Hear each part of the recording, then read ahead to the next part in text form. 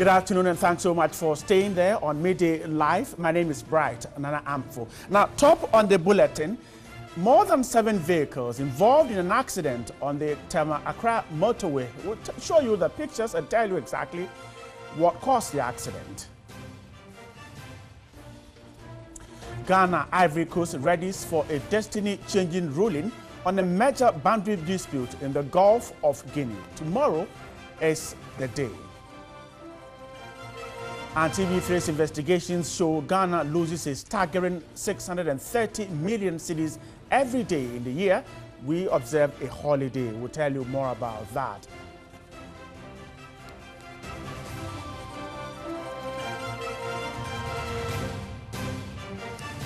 And of course, the bulletin also has some sports news. We'll tell you exactly the Black Stars Team B team when the team gets ready. Thanks so much for your time. Let's start with our very first story. More than 7 vehicles were involved in an accident on the Tema-Accra Motorway Friday morning. No casualty was recorded, but most of the vehicles were badly damaged. We're told that the accident on the Accra-Tema Motorway have now become daily occurrence during rainy days on the expressway. More than 7 vehicles were affected, creating serious traffic buildup on the stretch for hours. The police and firemen were on hand to rescue and ensure safety.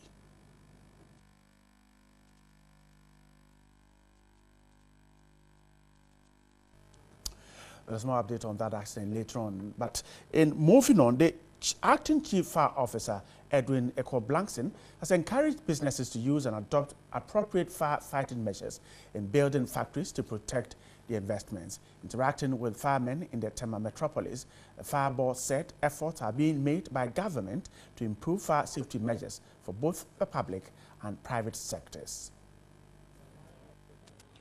The Chief Fire Officer's visit to the Tema metropolis was to acquaint himself with operation at the Tema Fire Command. He said, as part of the service agenda, improved public awareness on preventive methods would be deepened. I can assure you that the government currently is doing everything possible to make sure that every fireman is given a dedicated clothing, from helmet to boots, so that one will be addressed very, very soon. Fire service is intensifying its education. So it's up to the public to also take it up to implement the recommendations of the Ghana National Fire Service. The fire boss and his team also tore a new fire post and the construction near the Ashaiman toll booth. The facility, which is also closer to the Tema-Accra Motorway, is being put up by a businessman. Most accidents happen on the motorway, and so I think it is just proper we have fire service closer to the motorway.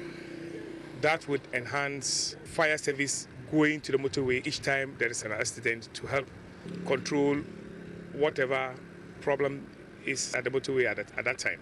Aside the fire post, a police station is also under construction near the motorway to enable personnel beef up security. In other news, the International Tribunal for the Law of the Sea will deliver judgment in the maritime boundary dispute between Ghana and La Côte d'Ivoire tomorrow. The two countries have laid claim to the disputed boundary in the Atlantic Ocean and are both calling on the special chamber to deliver judgment in their favor. Here is a preview of what has transpired. After 10 failed negotiation attempts, Ghana in September 2014 announced it had instituted arbitration proceedings with Côte d'Ivoire at the International Tribunal for the Law of the Sea to ensure a resolution. Making a case for Ghana, Gloria Kufu noted that the fairness and goodness of equidistance as a method of delimitation in the circumstances of the case make it understandable why the two countries adopted it as a basis for their customary boundary. She told the tribunal that the the case is not that of maritime delimitation, but rather a request to declare the existence of a boundary to which the parties have themselves long agreed and delimited in practice and in consequence. According to her, Côte d'Ivoire's bi-sector claim is so unrealistic and without legal and geographical basis that it should be dismissed in its entirety. Gloria Ekufo said in all the negotiations before the commencement of the case, Côte d'Ivoire did not present and has still not presented any reasonable grounds for departing from that shared understanding which had been in existence for 5 decades. The Attorney General noted that Côte d'Ivoire only laid claim to Ghana's boundary after Ghana discovered oil in commercial quantities. She told the tribunal that Ghana's oil industry has contributed significantly to reducing poverty levels among its population. Gloria Ekufo, who led a team of lawyers to advance legal arguments on Ghana's behalf, was earlier introduced to the international panel by her predecessor, Marietta Brew Apiopong. Using maps, diplomatic correspondence and agreements between the two countries spanning 5 decades, the lawyers advanced arguments to justify Ghana's position that Côte d'Ivoire has no legal and geographical basis to claim any maritime boundary from Ghana. The hearing, which opened on Monday, February 6, is expected to last 11 days. And that's a ruling expected tomorrow, and Ghana and Ivory Coast waiting for the decision from the special chamber. But let's try and make some sense out of the whole thing tomorrow. Let me quickly speak to a man who has been talking about this, following what has been happening between Ghana and Ivory Coast. I'm talking about Ishmael Ejekumeni. He is the executive director of KITE. He's joining me via Skype. Good afternoon, and grateful for your time with us. Let's begin from here. How anxious should Ghana and Ivory Coast be ahead of tomorrow's ruling? Good afternoon to your viewers. I guess not all of them, either both parties are going to be anxious because you never know what the outcome is going to be like. But I guess the tribunal would have very good reasons to decide one way or the other. So yes, everybody will be sitting on tenterhooks, and you're not too sure where it's going to go, but I am confident that we're going to win the case. I see. And so for us on the other side, Ghanaians I mean, if we have followed what happened, what has transpired, some have argued that it is a case that we can win. And so should we be that expectant of a positive outcome? Well, I think so. I think it was on that basis that we chose to go to the tribunal, because the Ivorians were refusing to play ball. Don't forget, there were, I think, 2-3 years of negotiations between the parties that never yielded any result. So Ghana, we were very confident that we will have a very solid case. That's how come we went to the tribunal in the first place. So I would say let's keep hoping that things will go our way, even though we're not too sure how the ruling is going to look like. All right. Please hold on for me. Don't get off your line yet. Let me also speak to a legal mind, Martin Kpebu. There he's joining this conversation via telephone. Martin, grateful for your time with us. Now, tomorrow is the day. Are there any legal precedent we can take a look at and then make some informed outcome of what is expected tomorrow? Yes. There have been disputes of this nature between Norway and the UK, yes, and then also you've had the Netherlands and the UK, okay, and there are a few other ones, I think Tunisia and Morocco, yes. So these kind of maritime disputes abound in history, and so looking at the way the principles that they apply, okay, basically, in the international law, the most prominent one, the dominant one, is the equidistant principle. Looking at Ghana's case, hopefully, based upon what we are hearing and reading, we should be successful. I see. There is this law case that a lot of lawyers, when you speak to them about this issue, point to the fact that Ghana has made investments in there. And so Ghanaians should not expect the chamber to say that, though you've made investments, you can't go there again. Is that something that legally we can point to and say that because of that, let us continue our development? Yes, that's also another argument. That particular argument is in the nature of estoppel, meaning that you see, when you have a right and you sleep on that right, so you see your neighbor developing your land. If you sleep for so long that he makes so huge an investment, then it comes to a point where in law you'll be deemed to have slept on your right, and so your neighbor gets it, even if originally that land or property didn't belong to him. So we are talking about the principle of estoppel. Yes, in international law, it's one of the principles as well. They've used it in some of the cases. So that is a separate argument from the principle of equidistance, that's using the technical ways of measuring the boundaries between Ghana and Cote d'Ivoire. Martin, can you hold a line for me? Ismail, let me come back to you. Now, let's talk about the investments that we have made. Our partners have also sunk in money. Sure, Ghana has also put in that amount of money. Now, what do we, rough estimate, tend to lose in case it doesn't come our way? Well, it's the you know, the entire very significant portion of the 10 projects is within the deep tunnel block. That's where the dispute is. So you have the whole of 10 in there. You have the Hess project, which is also potentially a big field also in there. And then you have the Wawa discovery, which is also belonging to the Jubilee partners. So if roughly we know how much and we are, the 10 at peak is supposed to deliver about 80,000 barrels of oil for a given number of years. The estimated recoverable reserves is around 240 million barrels. So for the 10 alone, that's what we're talking about. And it has implications on other projects that have been planned. They have the Greater Jubilee projects, which will seek to tie in the 10 together with some other discoveries with that block. So potentially it could be big, but like the lawyer said, I don't expect anyone to say that even if we were to lose, we're going to lose those investments. Certainly, we're not going to lose that. The fact that significant investments have been made will be taken into consideration when they are giving their ruling. All right, let me quickly wrap up with Martin and I'll come back to you, Ismail. Martin, so finally, we're expecting a positive ruling as Ghanaians. Now, if it doesn't go away, looking at precedents that we have seen from what you just told us, is there any other legal way out for us? Yes, so it will boil down to this.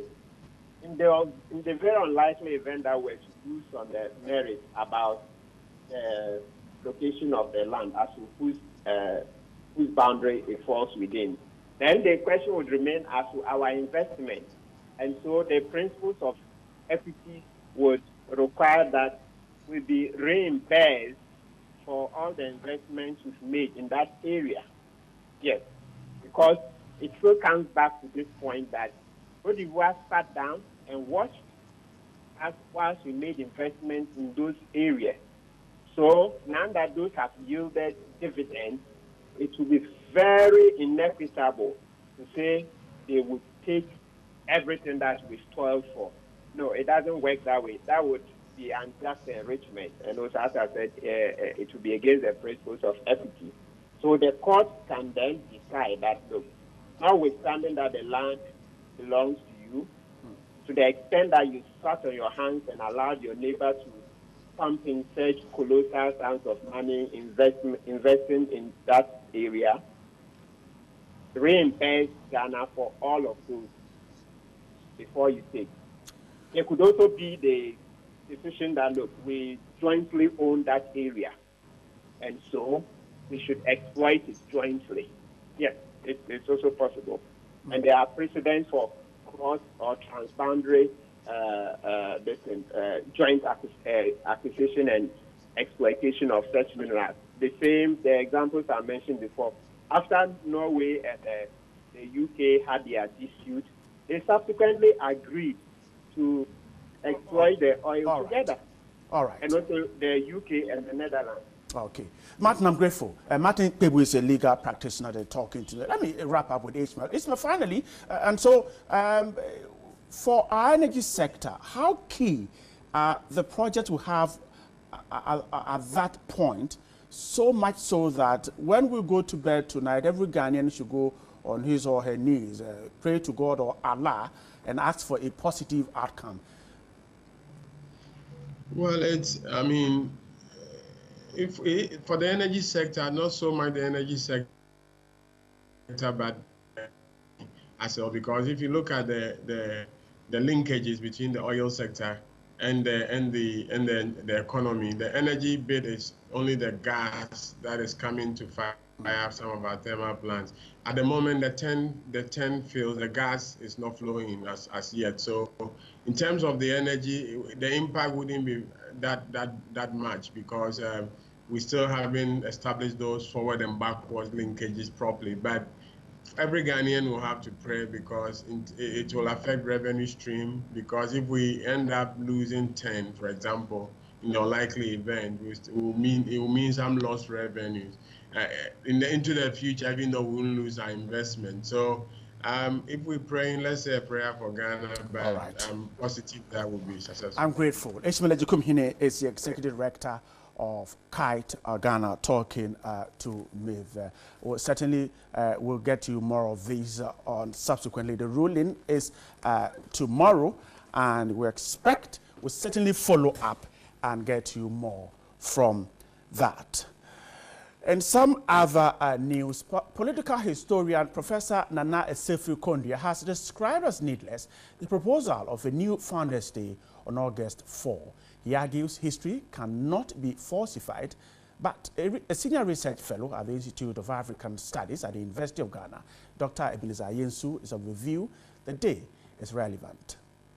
Some have argued that every struggle is started by many, but it takes the charisma of one individual to usher that struggle to its climax. The controversy about who founded Ghana ranges on.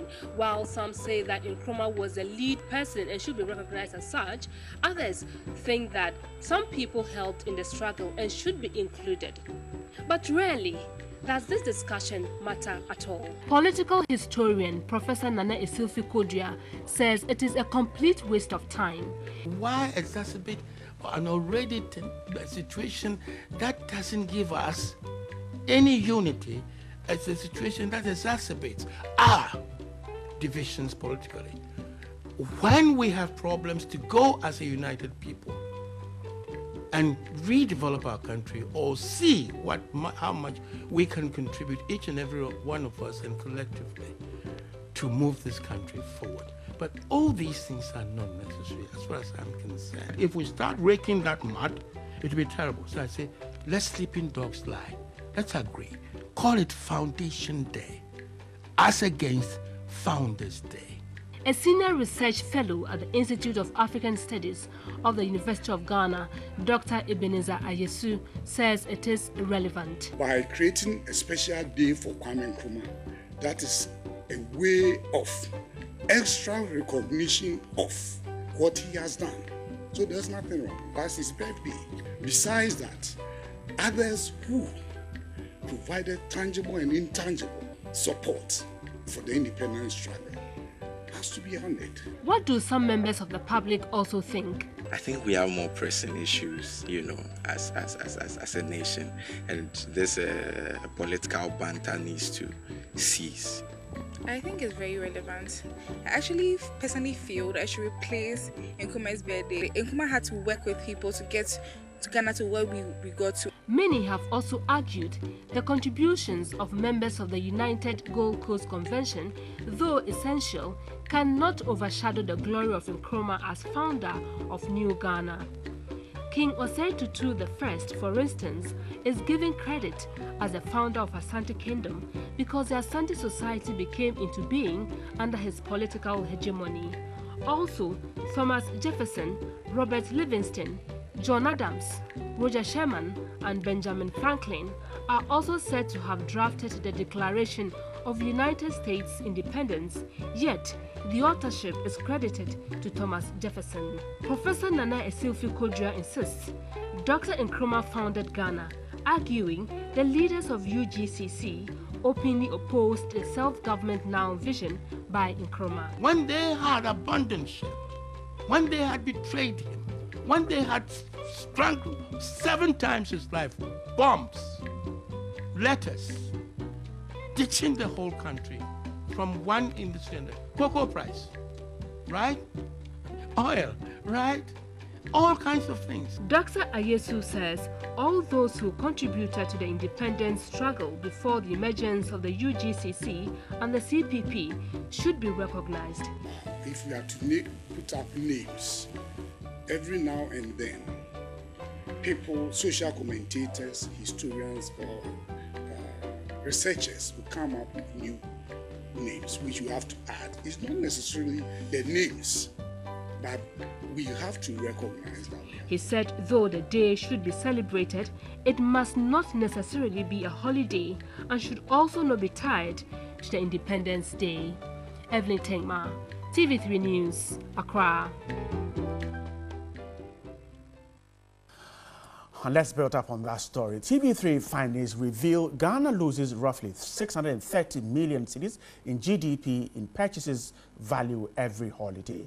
By the end of 2017, Ghana would have marked 17 holidays, bringing into question the impact of holidays on productivity. Here's a report on the economic impact of holidays.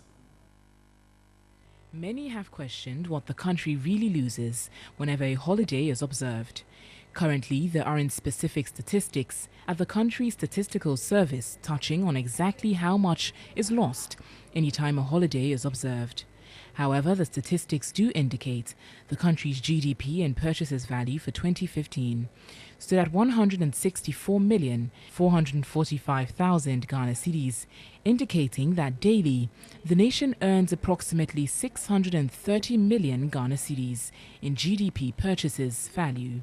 This then means Ghana loses roughly 630 million Ghana cedis each holiday. Though many are of the view a reasonable set of holidays spread over the year gives the nation's workers and businesses the opportunity to observe dates of national significance and reverence, another train of thought suggests it has dire effects on the banking and financial system, with intermittent holidays making it difficult to make the country's financial and capital markets catch up with trends. The financial system handles a large amount of transactions principally involving the banks, the commercial banks, savings banks, rural banks, and all banking institutions. During holidays, banks are closed. This means global counterparties cannot transact with them, thereby large transactions are forced to wait. On the other hand, the hospitality industry receives a major boost during holidays, with increased patronage of recreational facilities as people seek to rest. Some have expressed merging the Founders' Day, currently marked on September 21, with Independence Day, marked on March 6. There have also been suggestions to merge Farmers' Day, marked on December 1, with May Day, marked on May 1, in view of the fact that farmers are workers as well. One thing is certain, the debate on the impact of holidays on Ghana's productivity is not ending anytime soon. Natalie Fort, TV3 News. Right, and that's the story. 630 million cedis lost to holidays. Let's analyze this further. Professor Justice Bawole is the head of the Department for Public Administration and Health Services Management at the University of Ghana Business School, Legon. He says, join me via telephone. Good afternoon, sir. Good afternoon, sir. So our research has shown that we lose 630 million cedis every holiday we celebrate. Now, how worrying should this be to a developing country like Ghana? Thanks very much. I think this is a very worrying thing, and I have said in the years past on some other media platforms about our excitement at instituting so many public holidays. What even makes it more worrying is the tendency for us to push holidays that fall on weekends to work days, for example. And you would understand that not only for business, for government and government entities, but also for businesses, there are a lot of already existing holidays that are statutory, including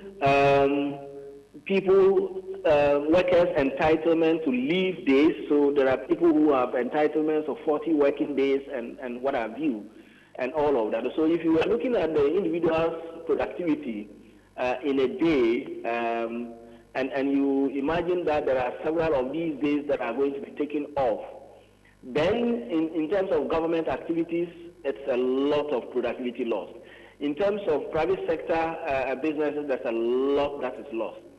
If you were calculating the profit of companies that declare profit of $1 billion, for example, in a year, and if you were to do a profit per day calculation, you would find out how much a particular business makes in a day in terms of profit. Now, if you were taking off a day for people to stay out of work, you would understand what it means in terms of the quantum of profit that businesses will be losing because of these holidays.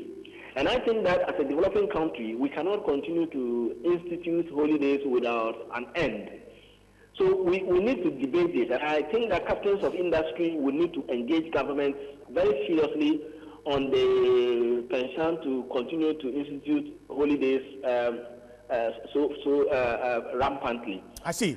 What about the other argument that it is not necessarily the number of holidays, but how well our system addresses issue of productivity? People going to work at 8 a.m. and closing at 5, but working within the 8-hour period and not loitering about. Well, maybe that's a very beautiful argument to even justify my argument that we don't need the holidays because we are already losing so much. I'm not sure, where you live, but for those that work in the ministry's enclave and in the central business district of Accra and live far off from the city center, it takes people an average of 2 hours to get to work in traffic. That is a lot of productivity lost.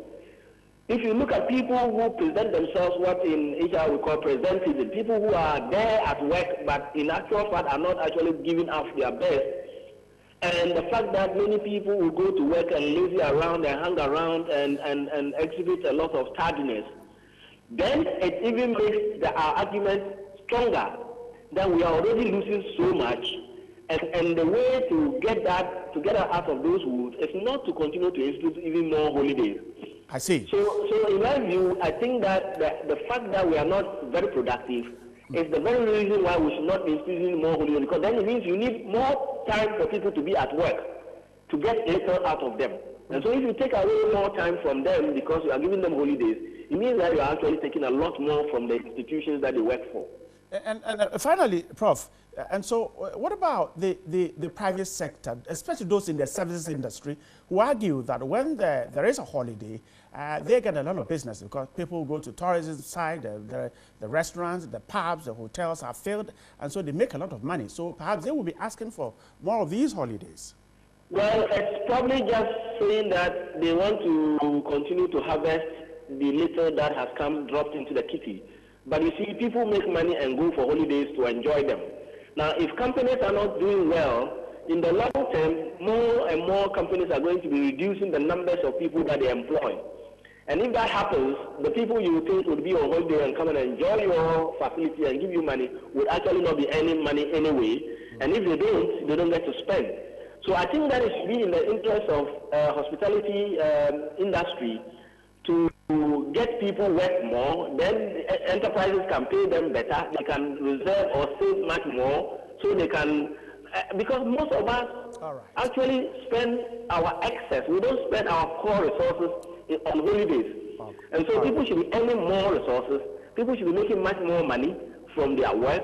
Then they can save. Then they can go on a holiday to spend. All right, Prof. I'm grateful for your time with that. Professor Justice Bawuli is the head of Department for Public Administration and Health Services Management at the University of Ghana Business School, Legon here in Accra. Grateful for your time. This is Midday Live. Time now to step on the break. So I will come back. There is business and sports. But we'll also tell you that the Ghana Journalists Association can now unionize. Stay with us. We're back in a moment.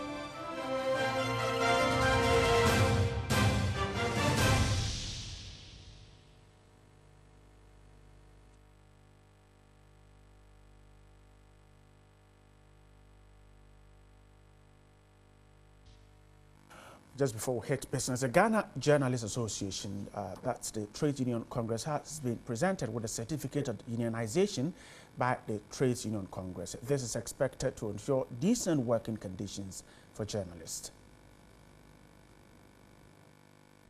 Today is the day the Ghana Journalists Association is formally receiving its certificate of unionization since it was formed 68 years ago, specifically on August 15, 1949.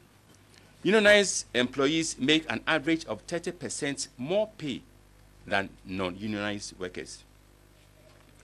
92% of union workers have health-related coverage. Union workers also enjoy guaranteed pensions.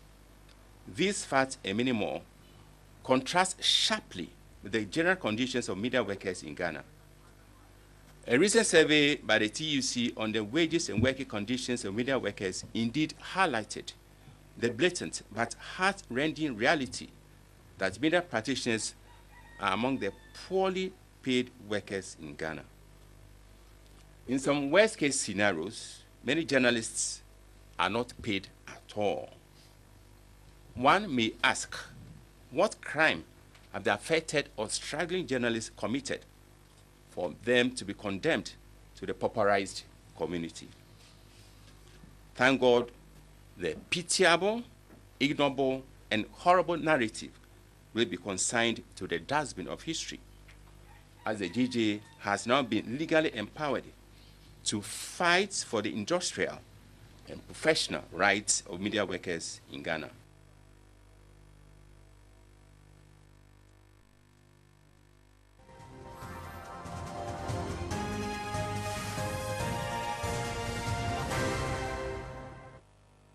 All right, now in business, we're talking about the 8th Food and Agricultural Show expected to come up very soon. Now, FAGRO, as it is known, is aimed at enhancing or bringing together these processes from the production to the packaging to the transportation and then the storage of the facility. The idea is to ensure they are marketable and also add value to these products. Now, this year's theme is creating jobs in agriculture, Northern Region in Focus, and it's an attempt by FAGRO to work with large and diverse stakeholder groups to develop strategies to improve the agricultural sector.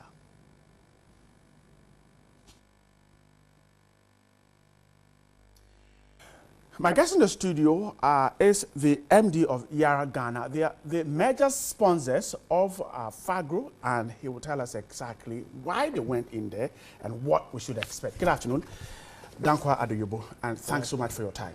Good afternoon. So let's start from here. Your company is playing a huge role in this, but what exactly is, or how is FAGRO going to improve production, the agricultural sector, in terms of government efforts at this planting for food and jobs? Okay, we have been a keen supporter and follower of FAGRO over the years. Right. Because we had seen the objective and the long-term aim of FAGRO to support agric development in the country. The theme for this year, it's fantastic, right? It's creating jobs in agriculture. In agriculture, Northern Region in Focus. And this ties in also very well to the government's big program that is doing this year, especially the planting for food and jobs. which is, I mean, job is even part of the name, right? It's geared at making sure that agri-productivity improves and grows. How FAGRO intends to be able to do this, and also that is also part of why Yara is on. So together with FAGRO, the program that you would see coming up next week has very interesting things there with women in focus in agric.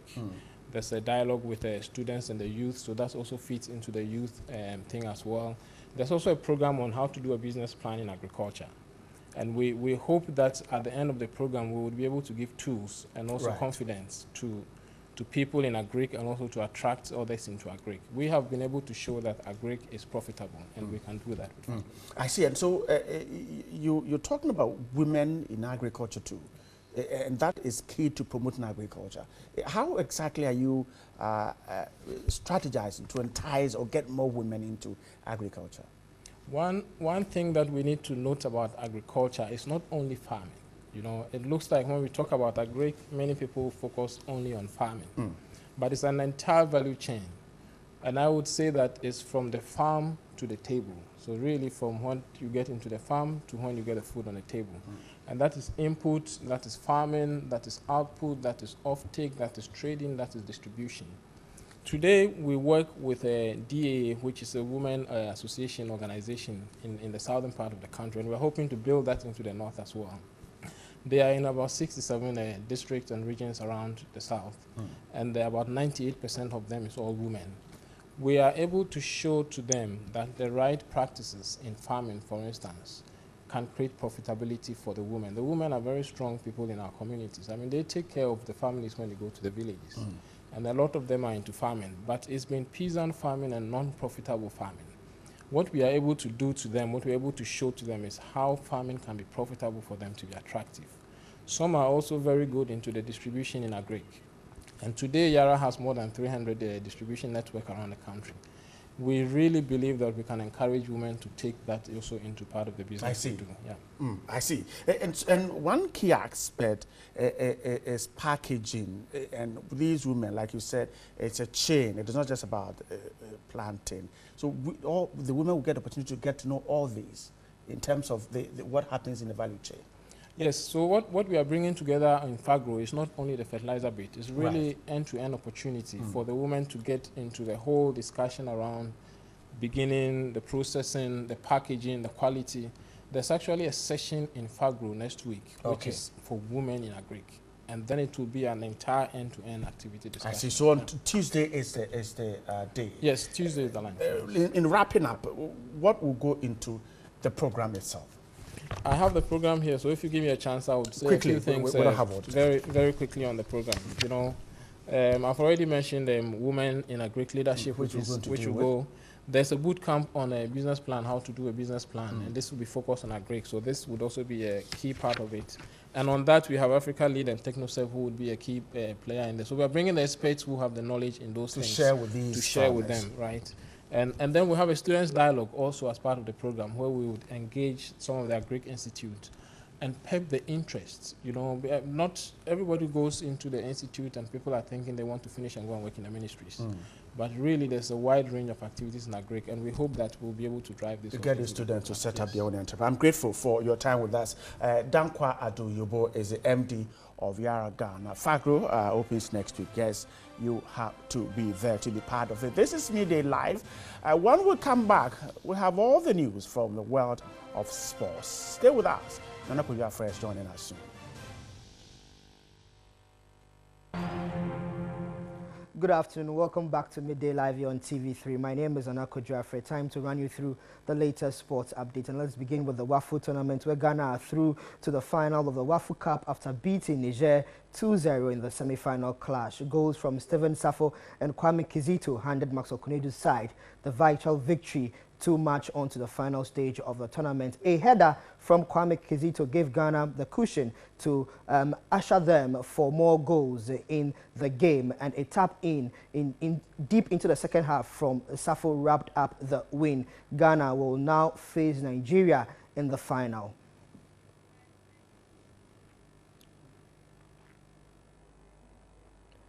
After the game, Ghana coach Maxwell Konedo claims his superior tactics culminated in their 2-0 win over Niger on Thursday night to reach the final of the 2017 WAFU Cup of Nations. It was a tactical game that we needed to be more patient, and we were patient enough. We started the build-up gradually, and we were very sure that we were going to make it, but our opponent also came up strongly. We knew that they were very good on the ball, but we kept our shape till the very last minute of the game. That helped us to win the game. Tomorrow Sports News and CAF President Dr. Ahmad arrived in Ghana on Thursday together with his entire executive committee members in the continent for a CAF Exco meeting to deliberate on issues that will aid improvement of African football. He was welcomed by Kwesi Nyantakyi and some GFA top officials.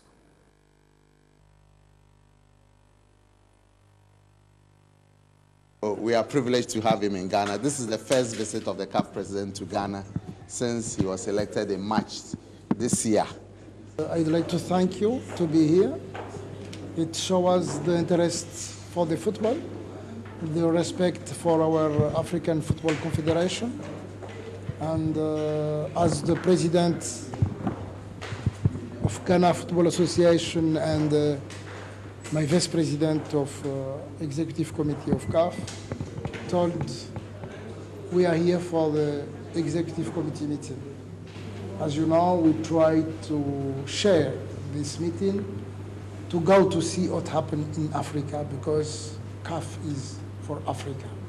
That you see that the meeting of the executive committee is held on every country in Africa. So we have a big agenda for this meeting, and I mean, we are going to take a big decision here in Ghana, and we are happy to be here to discuss about the future of football, because Ghana is a very big nation in general in Africa, with a very big democracy in Africa.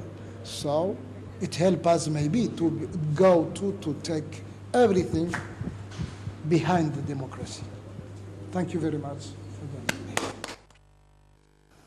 Now to some more news here, where Sierra Leone's FA President Aisha Johansson has been charged with abuse of office and misuse of public funds by the country's Anti-Corruption Commission. Johansson has been indicted of 6 counts, as has Sierra Leonean FA Secretary General Chris Kamara. The only female FA chief across Africa has denied the charges and showed determination to continue in her office, as well as announce her intention to stand for another term. I've never heard that, and I really don't spend time listening to the radio or flicking through the newspapers or social media, that kind of stuff. I don't. I'm very focused as to what it is that I'm doing. So if they do have a strong opinion against me, one way or the other, I don't know.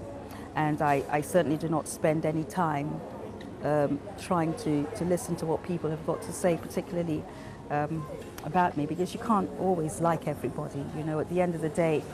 And I say this, that if I wanted to be liked, I'd be in a beauty pageant or a fashion show, you know, but that's not what I'm here for. I'm here to get a job done within 4 years, and what I'm able to do, I do it within the shortest possible time, given the constraints that I have.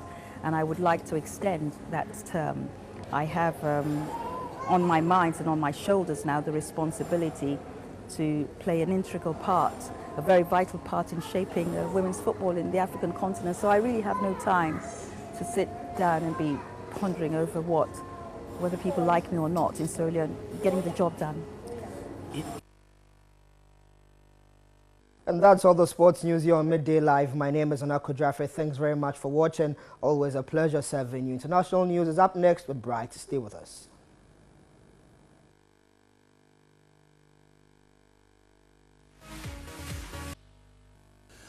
Gospel musician Bernard Mankwa is 10 years into music, and he said that his 10th year in music will be celebrated, and his idea is to raise money to drill some boreholes in the Karachi East District of the Volta region.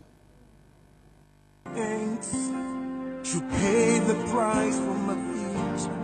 Jesus, you paid it all. I'm redeemed. Bernard Amankwa started as a chorister and is now credited with 5 albums.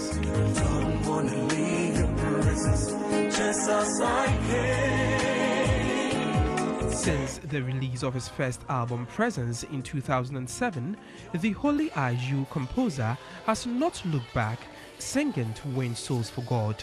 His last album, I'm Redeemed, was released in 2015. Bernard admits it's not been a smooth journey, noting grace kept him going. When I look at where God picked me from, it is just by the grace of God. Grace found me, and grace has polished me. You must have faith in God to keep you pushing. His 10 years experience has not been all about music. He's touched lives and reached out to the vulnerable in society.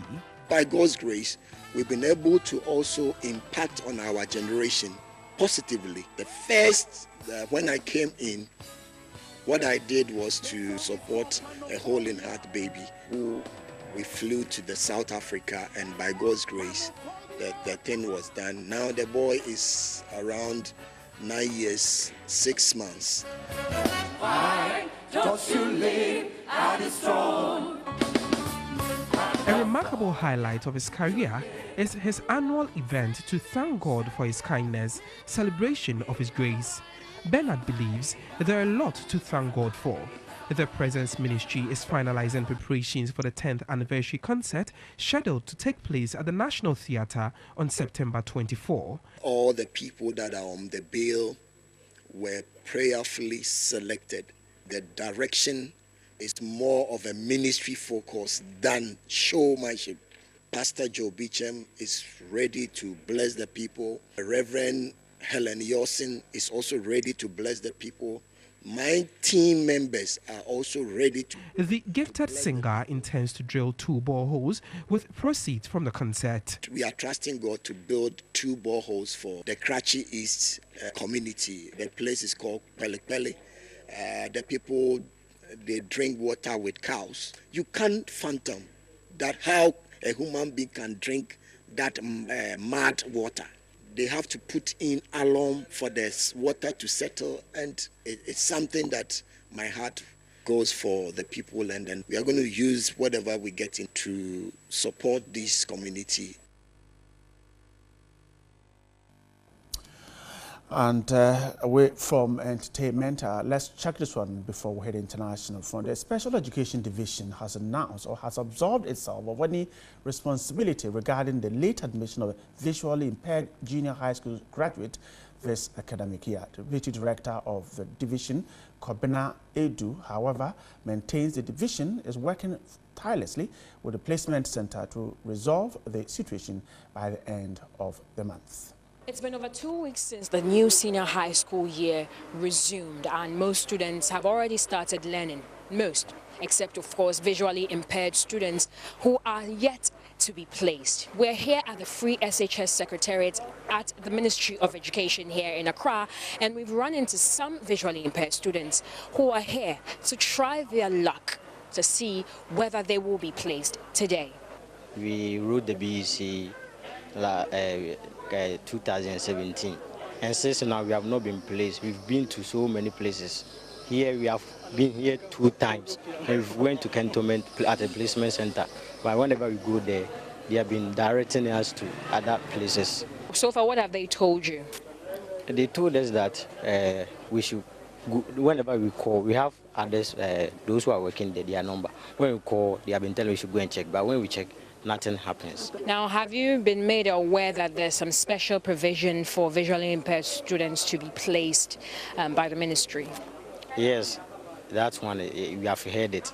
But our colleagues, some of our colleagues, they came here and they have given them letter to go for an admission. So they've gone. for the admission. My biggest problem is that we are going to write the same we are going to write the same exams with our cited colleagues who have admitted this year, and they have started they have started classes. Okay, so right now, what do you want? I need school to go now. I'm currently at the Special Education Division of the Ministry of Education here in Accra, and I am with Mr. Kobina Baidu. He is the Deputy Director for the division. The problem is that we've sent their list to the placement center, and some have been placed and others have not been placed. But we are waiting. In fact, the one who is in charge, Mr. Alfosakuto, who is the head of the visually impaired unit, currently is with the Deputy Minister of Education, trying to find ways and means of getting them placed. In fact, the minister told us that the placement will end at the end of the month, that is September. So we are within time. It's not too late. So they should exercise some patience, and I know that they will be placed. All of them will be placed. You're giving us the same assurance. They are anxious. They want to go to school. Can it be a bit more concrete? You see, we are not in the operation room. All that we have to do as special educators, we have to compile the names, send to the center for the center to place them. So we have done all the necessary arrangement for them to be placed, and their names are with the center, right? So it is the duty of the center to place them. So basically what you're saying is, as a division, you've done your part, you've submitted the names, but it's now left with the placement center to do what they have to do. Exactly. I was able to chance on some of the documents that the students had, which was a printout when they tried to access their schools. And that's why we have made a special arrangement for them. That's why we compile their names. You see, those names are not sent there directly. They come here and we compile because they have special case. So you're saying that if one of them is supposed to go and then do their printout again, and they get that type of feedback, that kind of document, it's not something that should scare them? At all. They should ignore that, the printout. Right. I've been speaking with Mr. Kobina Baidu. He is the Deputy Director for the Special Education Division here at the Ministry of Education. Solace. And now let's hit the international front. And North Korean President Kim Jong-un has said remarks by U.S. President Donald Trump has convinced him he's right in developing weapons for North Korea. In a statement, Mr. Kim said that the U.S. will pay dearly for the speech he made. Mr. Trump responded that the madman will be tested like never before. That's how we're wrapping up the show for this afternoon. We're grateful for your time. There's more news on 3news.com, and then later on News 360 and then on News at 10. My name is Bright, and I'm for Howard. Good afternoon, and stay right here on TV3.